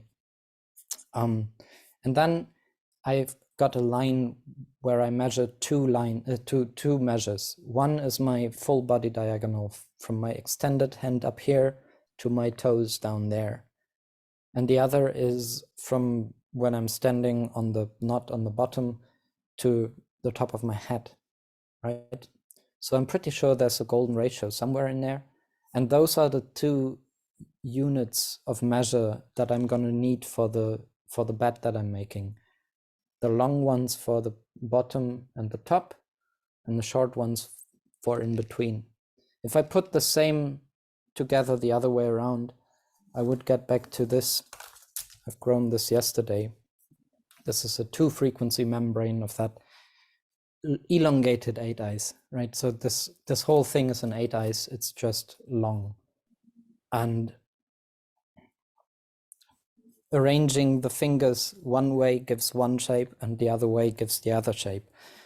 And what I'm doing now that I've got the branches is I cut them to length. I've made a two-legged bipod out of 2 branches that are tied together with rope.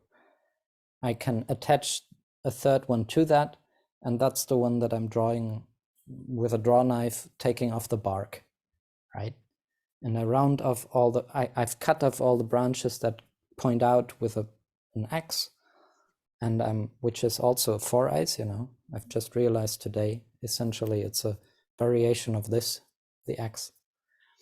Cut off the branches, draw off the bark, and round off the ends that I've sawed off. And then I'm good to take rope and tie the knots together. And that's when I get the structure. You know, that's when the structure comes to life. And after that, I'm going to take more rope and weave in a kagome weave, sort of, where I get a kind of a fabric. This is a very tight weave. This is actually two kinds of kagome interwoven out of 3. It could be 3, but then I don't know how tight it would get.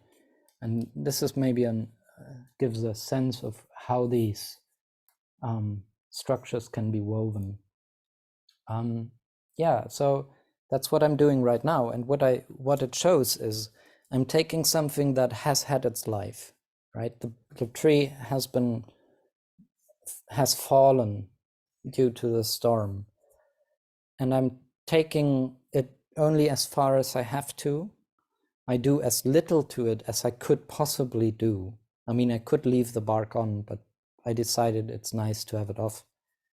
And then I tie it together, so I don't have to force it any which way. I'm just allowing it to gather in the fascia of that shape, to come alive again, and then become my bed, you know. And I've skipped the entirety of the normal procedure of I need a bed, you know, all the boxes involved in that.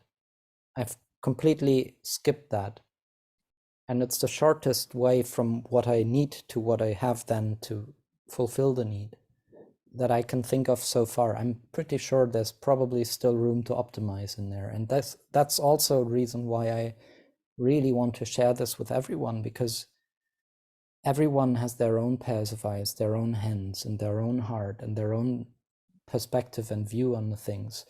So all of these, no one can see the full sphere on their own at once. But if we're in a circle or in a sphere of people, then we can tell each other what we see.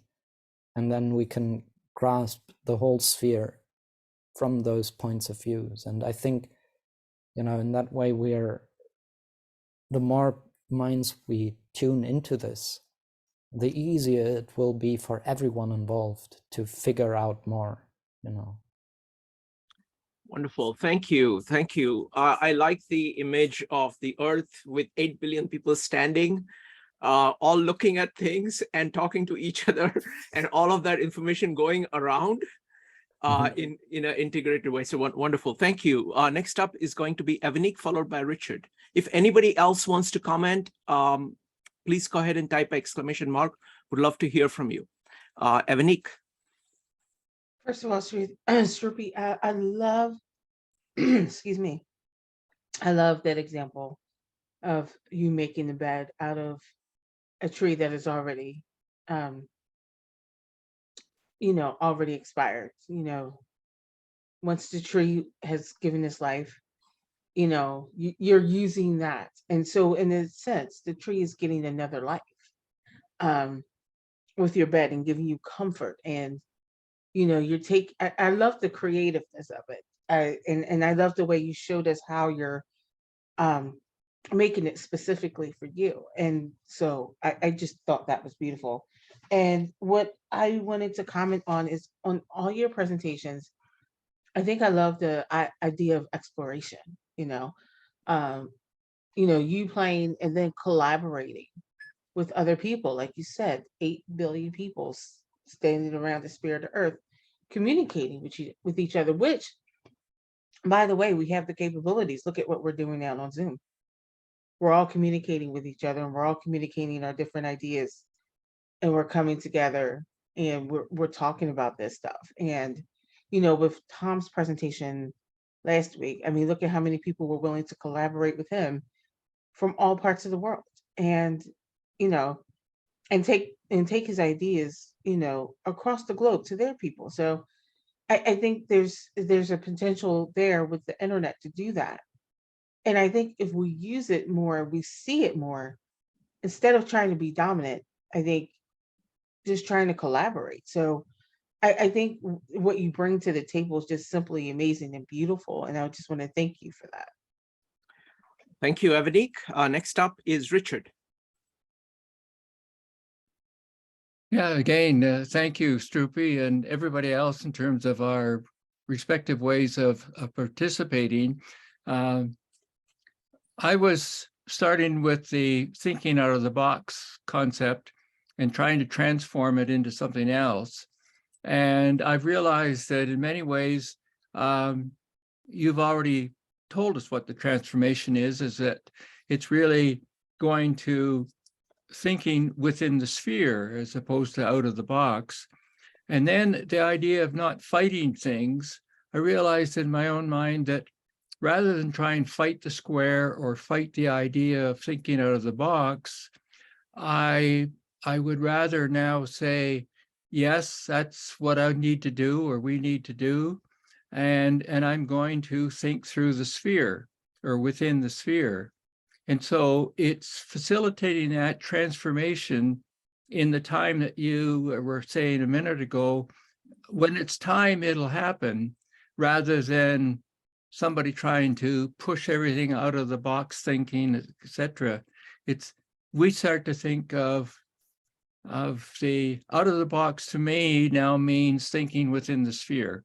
And I would like to try and find ways to communicate that whenever somebody talks to me about boxes or thinking out of those boxes. So thank you again very much. I really appreciate it today.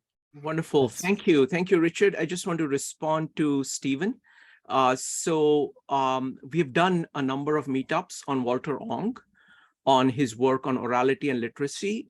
3 of the top experts who actually were students of and collaborators of Walter Ong have come on our meetup here. So if you go to 52 Living Ideas and search for Walter Ong, you will find several ones, several nice presentations on people who have written extensively about his work and who have worked with him.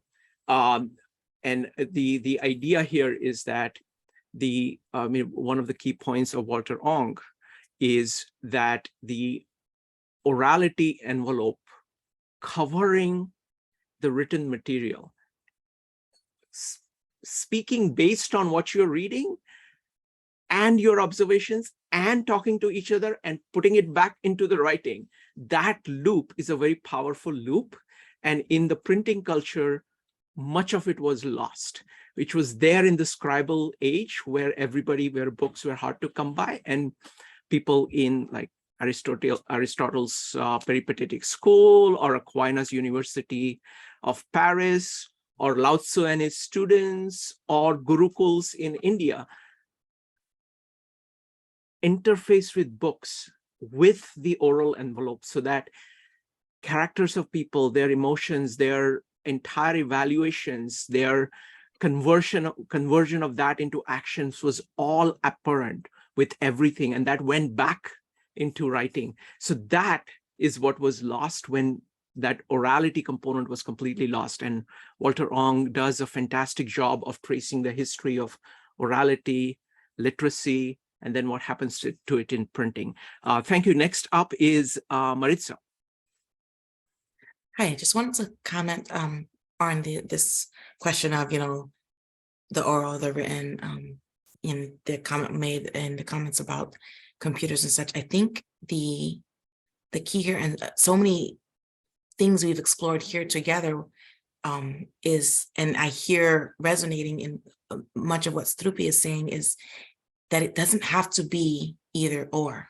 We've spoken about this at length, but it's the thing of, why do we have to say that oral is better or, above writing, or vice versa, or computer? I think that the call here, what I love about the simplicity and complexity of this 4 eyes and of the, building and looking at all the various permutations, is that building is almost a misnomer here because it already exists. You just have to turn it and see it in a different way. And I think in modern society, we have lost this ability to keep foremost in mind all these things that already exist. Like, if we get stuck on computer and we allow ourselves to believe that this methodology of digital is the superior methodology, we lose something, because now we've created an either or situation, whereas perhaps we're the richer if we can take everything that came before with us and find somehow a way to weave it together. I love the weaving pattern that Struppi just showed us, because it's a weaving, it's a pattern, and there is room there. You can do that with a variety of different materials, different colors, different tightness, even based on what I just heard. So I don't really know much about it, but so correct me if I'm saying something wrong. I apologize. But what I'm understanding from the concept is that the weaving is not so strict that it has to go in one direction. And I think that's overall the concept of what we're being shown here today. And you see a little bit of it in many of the other things that we're being said, we're shown and we're learning together here. And, Walter Ong was pointing this out, but I will say that, it's not, I don't think he actually wrote anywhere that one was better than another. It was the lament that an earlier version had gotten left behind, because the desire is that we should bring it with us, and that will allow us to if we envision from a perspective of we have all of this in our power, as opposed to just this one, the world is brighter and more open to possibilities, and we have more with which to play, which I think is great. Wonderful. Maritza, I think the way in which Marshall McLuhan deals with technologies is really a powerful way of doing that. So what he's saying is that when you actually adopt a technology, a certain way of doing things, you're actually enhancing something. And in the process of enhancing something, so this is McLuhan's idea of tetrad. In the process, so he says technology always has 4 effects. One is that you're enhancing something, but in the process of enhancing something, you're displacing something else. You're losing something else. Okay. Now, the interesting thing is that most of these result in excesses, and they actually flip, what he calls flip. That means whatever the intended benefits of the enhancement was are undercut severely in some other dimension, because you're taking it to an extreme and you're going beyond that. And what you need to do, the 4th part, which is actually a starting point of all technologies, all great ideas, is what he calls retrieval. So bring back something that was really, really valuable. So you have these entire series of technological innovations, each doing their enhancement, displacement, and flipping, or doing the excess, excess negative unintended effects. And the solution to that is to you do the next technology, next way of approaching things, where you retrieve something fundamental and then enhance it, and to do that. So that I think that's a beautiful way of thinking about the dynamics of it. All right, Struppi, any last comments? Becky, do you want to speak out your comments, or do you want to just keep it in chat? Either way is fine. I know you're moving from place to place, so I want to make sure if you want to speak, you're welcome to speak, but otherwise you can just keep it in the chat. Okay, very good. Okay. I think I've read it, yes. Okay, wonderful. So Struppi, any final comments? I'm actually surprised that it's already the end of the time. There's so many. I really wanted to go into the minding the gap, and in a way we have, we've moved tantalizingly around the gaps all the time. Struppi, no problem. Yes. What we'll do is that I think what you're doing is really, really valuable. Would love to have you back, and you can come up with, we'll do a minding the gap. So don't worry Great. about the times. I want to make That's sure awesome. that everything is As it's digestible to time. people. Yes. If everything I is agree. digestible, we make sure that everybody can engage with it at length. Yes. And we can Yes. keep doing this. And what will happen is that this is just one of the strands. Yes. And we're building many more strands. And Mhm. each of the strand is going to make everybody, what you're saying, more accessible to everybody. So we are going to we read through the Tetra Scroll first chapter a couple days ago. Daniel Ari Friedman is going to be back. You're going to be here today, and he's going to be talking about William Blake and Bucky. I have to tell you, next week I and Becky are going to visit this gentleman over here. This is, I'm just delighted that Tom has launched his website, and here it is naturalmodular.com, naturalmodular.com. Maritza, could you put that in the chat? And I want to just show you off the website. It's just amazing. Really, the heart of it, I'm inviting you to visit the website and explore it a little bit. What I and Becky are going to do is that we are going to go to Tom's studio again next week. I think it's going to be Sunday at 1 o'clock. It'll be Sunday at 1 o'clock, next Sunday at 1 o'clock, where I'm going to have him walk through this entire website, because this is the result of like 5 decades of work for him. And it's really amazing. I just want to show it to you very briefly, and I'm going to have Tom walk you through it. But if you have gone through it, spend some time thinking about it, you will get much more from this meetup. So you start here at the origin story of how this idea came to be. Then you go to About Us, to see a little bit about Tom. Okay, then the main part of the website is when you click on portals. There are a total of 6 portals over here. See, 1, 2, 3, 4, 5, 6. Okay, and you just go through them one by one. You go into a portal, and the way it is structured is that there are links here at the top. So for example, if you go into introduction, it'll give you all of this. Okay, all the, and you can continue going over here to go through the walk through the portal. And once you're done, you go back to portals here, you go to the next one, guide to basic tools. Let me go back to the portals. So the portals are organized as introduction to the ideas. This is the basics in a very essentialized way. Guide to basic toolkit. So it talks about a toolkit. The idea is that he's trying to create a periodic table of shapes that you can use in your design.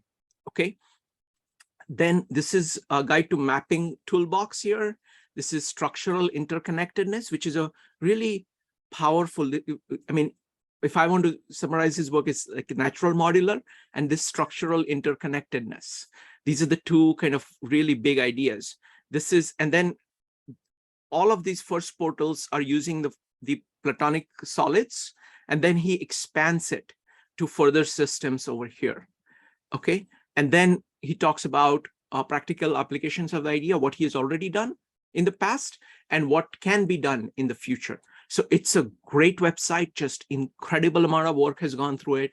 If you spend a little bit of time going through it, you'll be able to get a lot more from the presentation on Sunday. This Wednesday is also an amazing presentation. Harold Nelson, the author of The Design Way, is going to be here. We did an entire series on Design Way. And he's, he loves our group here. So he's, I'm just delighted that he's going to be back.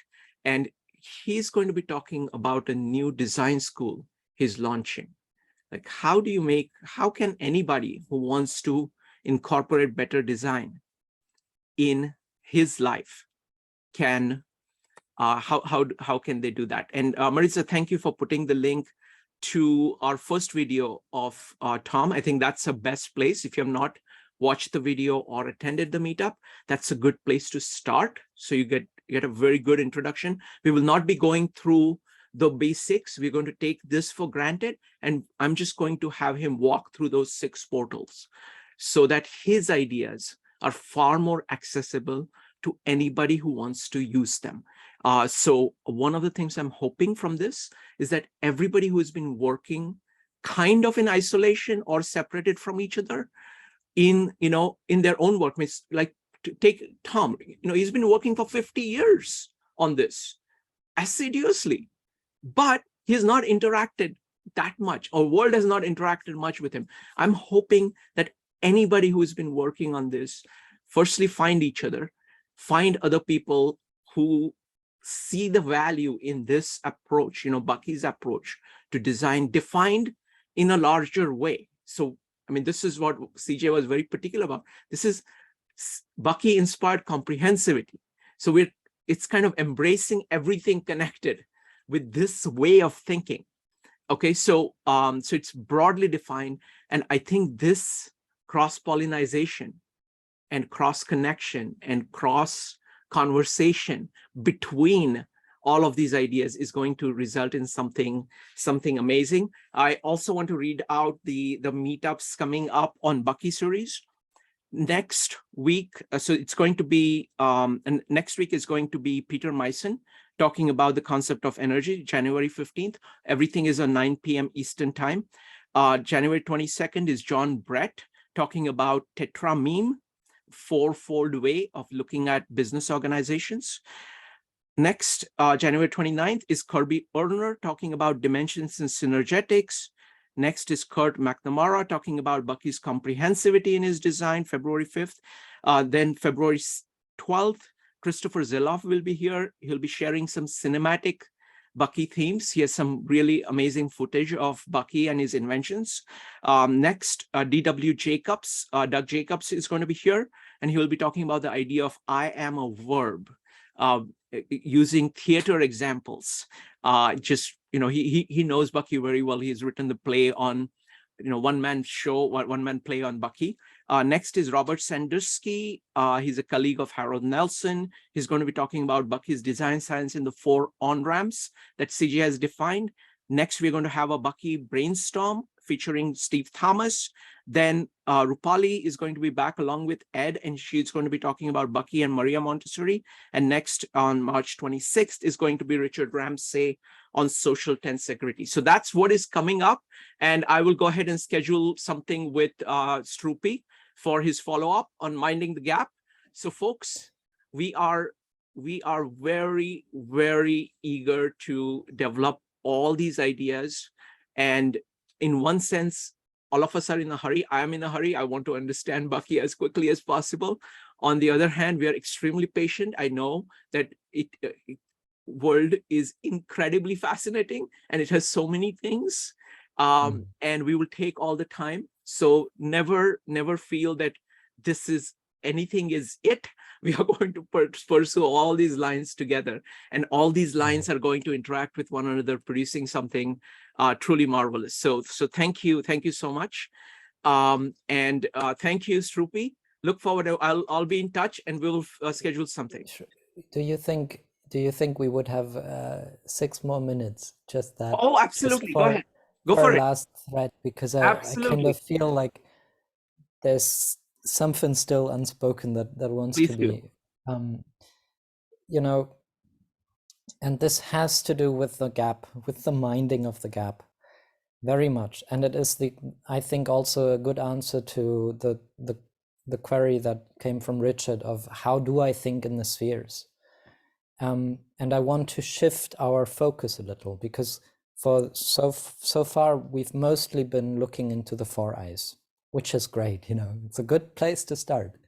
Absolutely, because it is where, space-time begins anew. You have 4 spheres like these drawn together, and they create their little bit of insideness and outsideness.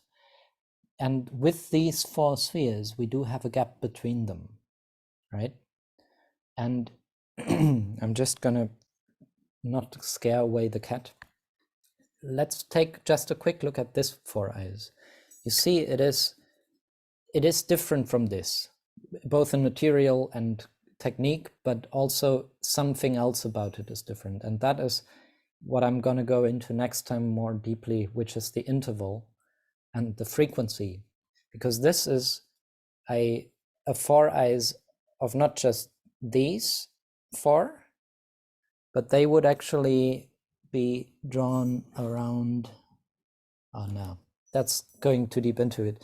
But when we add another layer to this, so another set of, in this case, on the next layer, it would be 6 spheres, also in a triangle, then we get out the structure here, which is the true frequency of the 4 eyes. And we don't need to go into all of that in detail, but I want to draw your attention to the fact that where this is 4 spheres drawn together, this can be read as 4 eyes drawn together, right? And where in here, there's a gap between them, there's a gap between these 4 eyes too, and that's the 8 eyes, right? And maybe you recall how the other time in the last session, I brought together 2 triangles and got, so 1 eye plus 1 eye, and what came out of them was 4 eyes. If I take 2 4 eyes, 1 4 eyes and 1, they combine to make an 8 eyes, right? This is just twice as many members as this, but it is 4 times the volume. And for me, this 8 eyes is the most versatile and useful of all shapes. It's the most balanced of all spheres, if you ask me. And I've seen a couple. And it is also, to my mind, the most beautiful embodiment of the Tao. And there's one model in particular that I think shows that, which is this I showed you earlier, where if we just counted the paper triangles, that's 4 of them, right? So I could put them together as a 4 eyes. But in this case, I've put them together, and this is also just a tensegrity, just as all the others. There's a string running around the triangles here, connecting the thing up. And you see how by connecting them not finger by finger to have a 4 eyes, but actually corner to corner, this creates an 8 eyes, where it's just as much there as there isn't. So it's yin and yang as one, right? It is also why I think it is reasonable to call this eightfold path, path of Buddha. Call it the dance of the Tao, because it at its heart, at its center, is the 8 eyes also, and it is the thing we can get when we recombine our minds, letting go of the box and allowing for this. Because I really would love to invite you to make one of these, grow one of these. I've made a video, and I'll put the link to that video again into the meetup session somewhere, so you can see it. It shows at length what this model can do and how it is created. But what I only learned by giving it to someone else, not by what I had in mind when I made it, was that this model here, which is completely collapsible, it can be folded all the way down into a bundle without any problem. I gave it to a friend, or rather she wanted to take it, and I gave it to her. And I watched her minding a phone call and playing with this on her lap. And I saw her she didn't know that she could put the buttons together, but she was trying to hold this in a very familiar shape that I didn't think of when I made this, right? I really wasn't even aware that it could do this. In hindsight, it's completely clear that it can, because it's a dozen fingers and they're free to connect in one way or another. But now that I've connected these up, here is our box, right? And I mean, learning how to make this one does not necessarily teach one how to make all of them, but to have one is incredibly fun and useful if you ever want to explain this stuff to somebody, because you get a model that allows you to transform the cube into the eye, 4 eyes, and a pair of 4 eyes is in there too. And there is the quad rays that will come to be talked about more with Kirby. And all of those it can easily do while not really being able to be a box. And you see, this is the box that I had to cut short to make it hold. Or what I did yesterday was to make one in this size, but to get that, I had to cut so many members that would allow me to have grown that in its stead, which would have been way bigger. So here is to wrap that all up. If we want to take the shortcut out of the box mind and have a place to begin with whenever we need something to make sense, whenever we want to grow something, a piece of furniture or a container for something, whatever it is, I think the most reasonable place to begin with is the 8 eyes. It's probably the most overlooked of all shapes in the history of our species, but I think it's got the greatest of all potentials in terms of, being the most balanced point of departure to go any which way within all of these options and possibilities. But to start there is to begin not actually just with the 4 eyes as the beginning of the whole, but begin with the heart of the whole, begin with the balance, the center, the actual gap, the gap in between, And just to point this last thing out, I spoke earlier about universe being a fractal, and this is showing that. And here, just to make that more clear, this structure is also a 4 eyes. But not, by now you can look at it and see this is a 4 eyes out of 8 eyes. Mhm. So where this was a 4 eyes out of spheres, I've gone up a few levels of complexity. Actually, this is within this here, the 3 frequency 4 eyes has this in it. Mhm. And then we have that fractal already again, you know, and this is to say we are as fluid as the river of reality to shift easily between all of these foci, loci, these places where we hold on to something and say, let's mind this one, because then we can see how it relates to all the rest. And then we can grow the intervalues of life and grow the whole, because there's no end to that. Wonderful. Struppi, on that note, I look forward to having you back and continuing this. Yes. But I have one question. Lionel, there is something amazing behind you. It's a shape with a wiki. Can you tell us a little bit about that very briefly? Sure, Shrikant. It just says Tensegrity Wiki, one word.com, and it's a community site that I'm proud to be a part of. So I always put it up at a Bucky-minded meeting. It was created during my long friendship with CJ. And if people are interested in Tensegrity, you can go there. And there's a lot of information. Wonderful. And Lionel, I'll reach out to you and let's see what we can do together as well. Thank you so much, and everyone here, for the beautiful, wonderful energy. And Struppi, your way with words, it really makes me pay attention.